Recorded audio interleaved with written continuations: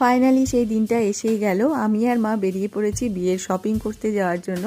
সকাল সকালই বেরিয়েছি, কারণ অনেক কেনাকাটি আছে, অনেকগুলো শাড়ি কেনার আছে। আজকে শুধুমাত্র শাড়িগুলোই কিনবো, শাড়ি দেখবো। তো তোমাদের একটা কথা বলে দিই, আমার এই শাড়ি শপিং ভিডিও দুটো তিনটে পার্টে আসবে। এটা ফার্স্ট পার্ট শুরু করছি।